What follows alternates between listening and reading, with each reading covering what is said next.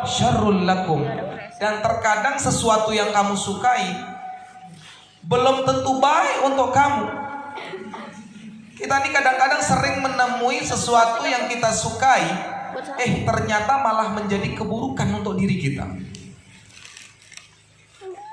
Apalagi kita masih muda ini, kesenangan dalam nafsu itu besar sekali, sehingga sering sekali yang kita suka itu yang berhubungan dengan nafsu kita. Ya, jadi jalan nafsu ini lebih dominan untuk anak-anak muda ini. Ya, nggak yang muda aja sih sebenarnya, cuman nggak enak sama yang tua. Iya kan? Padahal katanya orang tua itu selalu muda dalam dua hal. La yazal kabiron syaban. Ya, selalu muda dalam dua hal orang tua ini, fi hubbid dunya wa tulil amal. Orang tua tuh umur boleh tua, tapi ada yang nggak bisa tua. Fi hubbid dunya, dalam cinta dunia, wa tulil amal, dan panjang angan-angannya. Maka kadang-kadang kita lihat mbah-mbah umur 70 tahun kan udah dekat kali sebenarnya itu. Ya nggak tahu juga sih umur, tapi kan tanda-tandanya ada jelas. Itu masih semangat sekali bawa cangkul ke sawah itu. Bayangannya nanti 10 tahun lagi, padahal nggak tahu bulan besok entah masih ada nggak lagi. Nah, maka kita ini anak muda ini sering sekali kesenangan kita ini sesuai dengan nafsu, condongnya ke sana.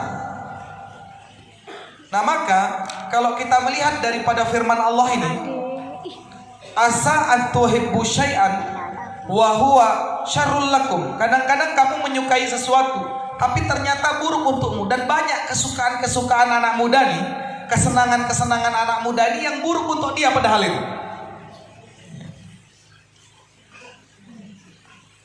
Maka kita anak muda ini butuh orang tua yang membimbing kita, yang sudah melewati jalan lebih dulu daripada kita di dalam masalah kehidupan. Tapi anak muda ini sok pintar kadang-kadang. Ibunya yang ngajarin dia ngomong, sekarang dia pulang ngajarin ibunya. Dia bisa ngomong aja, ibunya yang ngajarin. Ya. Sekarang baru belajar pintar sedikit, sudah ngajarin pula dia. Kita nggak sadar kita tuh ngomong siapa yang ngajarin. Setelah diajarin ngomong, omongannya untuk bantah orang tua, kan pintar kali.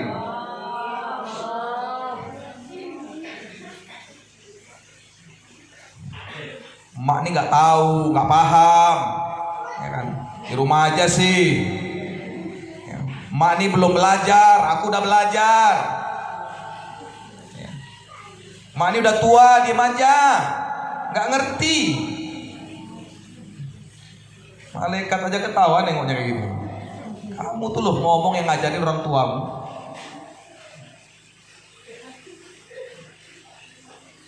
Kita itu anak muda ini butuh yang membimbing secara kehidupan yang lebih dulu. Menghadapi kehidupannya adalah orang tua kita. Di dalam perkara ilmu kita butuh yang membimbing. Siapa? Guru kita, ustadz kita, ustazah kita. Ya. Mereka yang paham. Maka orang tua kita biasanya nggak mau dia itu nggak mau anaknya itu seperti dia. Makanya kita sering diarahkan. Kenapa? Karena dia yang sudah melewati jalan itu jalan nggak bagus nak. Ya. Yang bagus ini kita udah lewatin dulu. Di dalam masalah keilmuan, guru kita udah melewati dulu jalannya. Nah, kadang-kadang kita juga kalau masalah ilmu sok pinter juga. Mau belajar ke sana nggak minta arahan gurunya. Saya ini bagusnya gini kok Ustazah, saya setelah ini mau belajar ini. Ya. Nggak minta, Ustazah bagusnya ini. Saya ini setelah ini belajar apa? Nggak minta arahin. pede kali gitu kan. Padahal kita ini butuh arahan, ya. Kita ini butuh irsyadu ustadzin namanya, ya. Syarat sukses menuntut ilmu kan ada namanya irsyadu ustadzin, ada petunjuk guru. Yang itu sekarang dengan santri-santri zaman sekarang kadang-kadang udah mulai ditinggalin tuh. Bukan hanya santrinya, orang tuanya juga.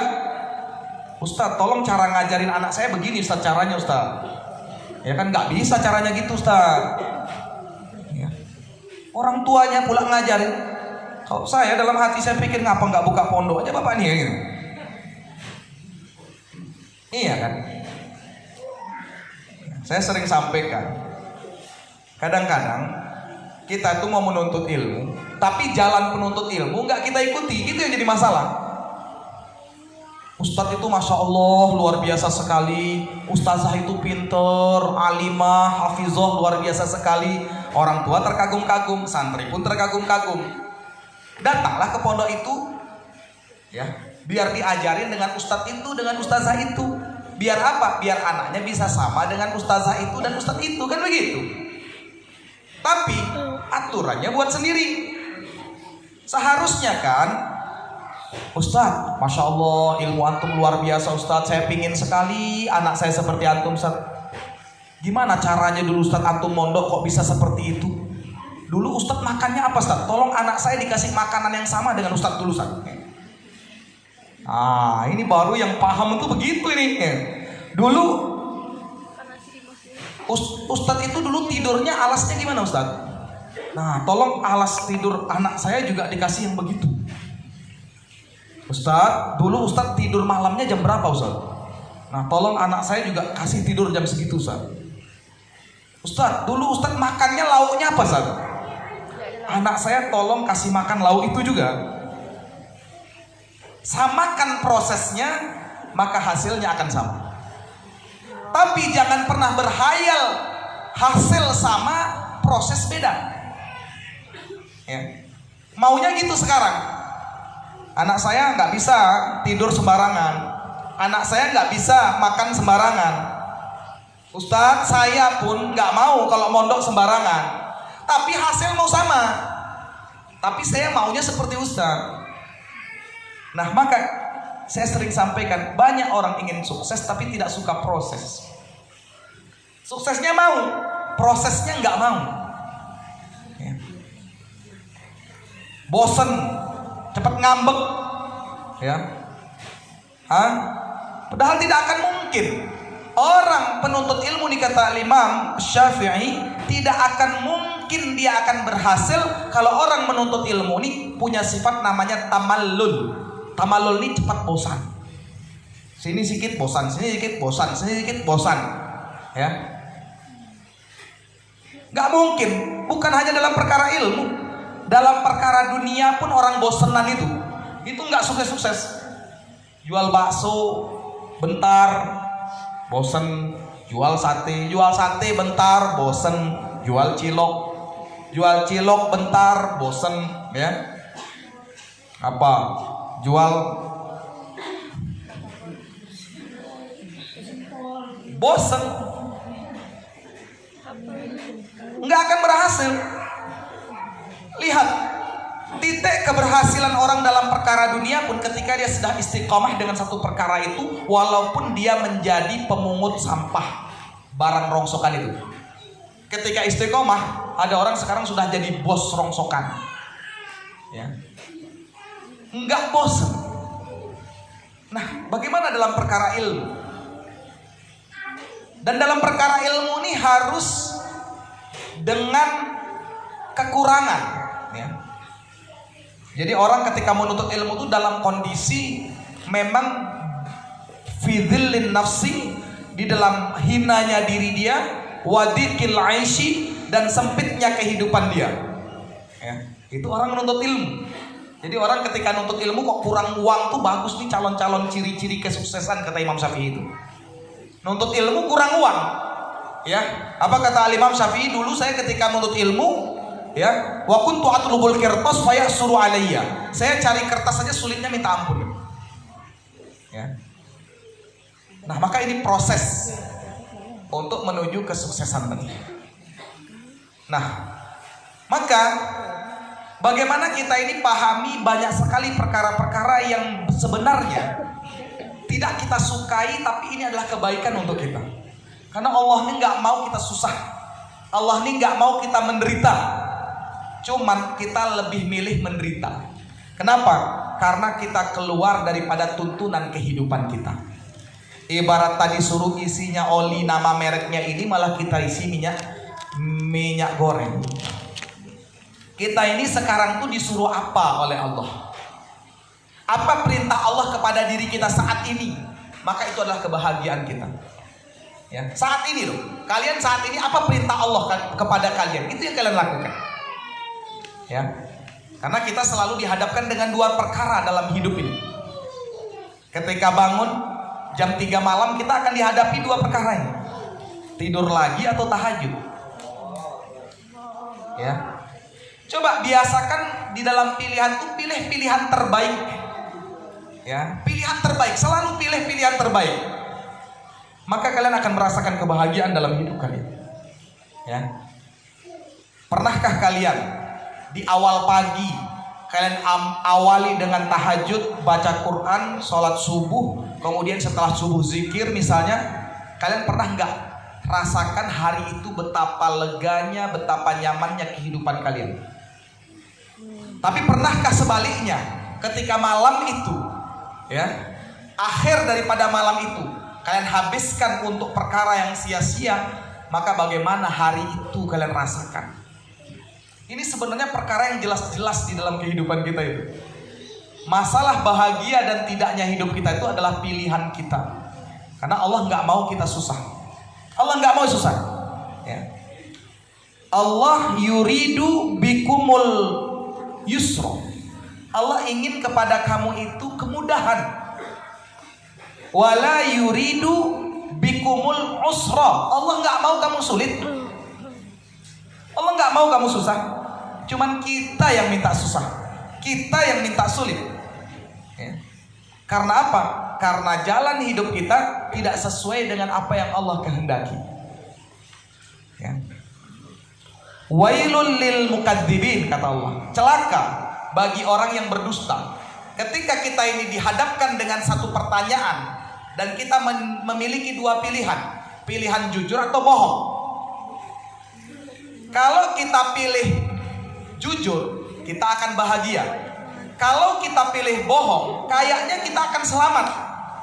Tapi kita kadang-kadang sering merasakan itu, bahwasanya kebohongan-kebohongan ini justru akhirnya menyusahkan diri kita sendiri.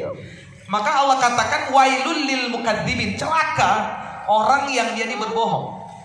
Tapi ketika orang ini melakukan amal, orang melakukan kebaikan, menjalankan perintah Allah, maka kebahagiaan akan datang kepada dia.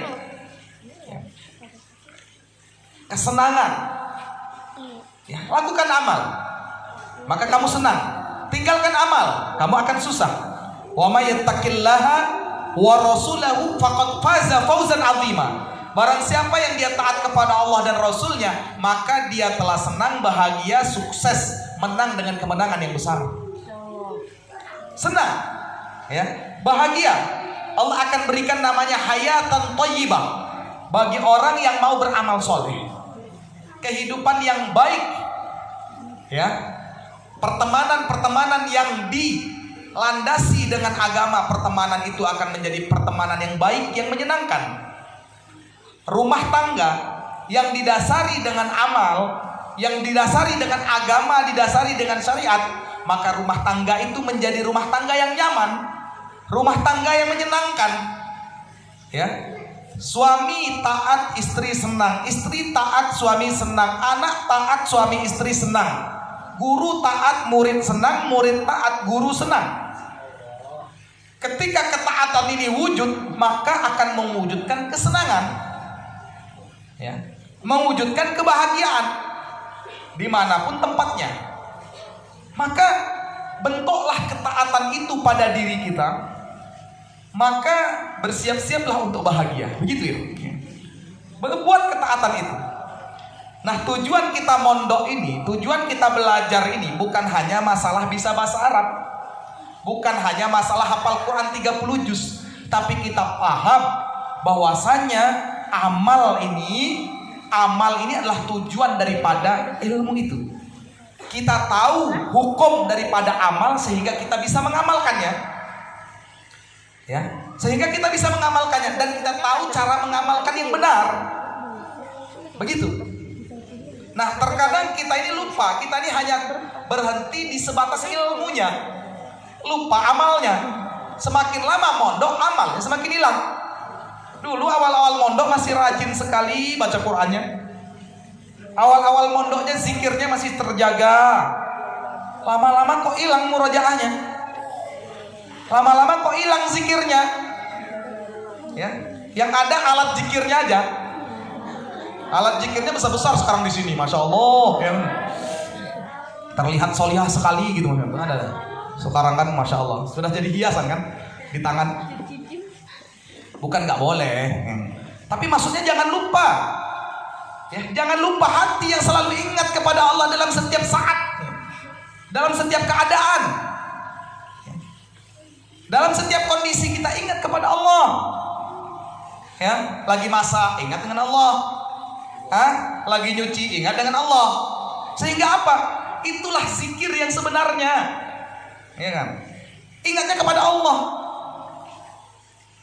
Sehingga apa? Hati kita betul-betul terislah, terperbaiki dengan ilmu yang kita punya di pesantren. Nah, inilah ilmu yang menyelamatkan. Karena ada ilmu yang menjerumuskan. Hati-hati. Kenapa? Apakah beda orang yang tahu? Apakah sama orang yang tahu dan tidak tahu? Beda dong. Ya. Orang ketika dia melakukan maksiat, melakukan dosa dan dia sudah tahu, maka dosanya pasti lebih besar.